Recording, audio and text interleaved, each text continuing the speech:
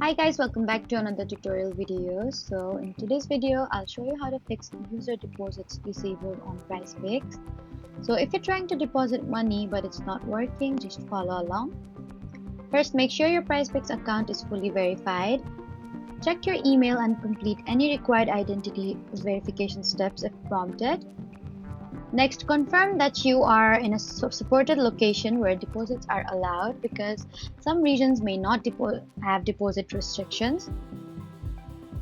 After that, check if your payment method is valid and not expired, and make sure you have sufficient funds.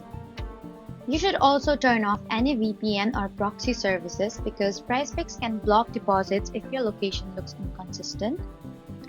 Next, close the app completely and then try reopening it again. And if the issue still continues, log out of your account and log back in to refresh your profile status. If the deposits are still disabled, it could be a temporary restriction placed on your account for security reasons. In that case, you will need to contact PrizePicks support for more details. So those are the best ways to fix user deposits disabled on PrizePicks. Don't forget to like, comment, and subscribe for more helpful tutorials. Thank you for watching.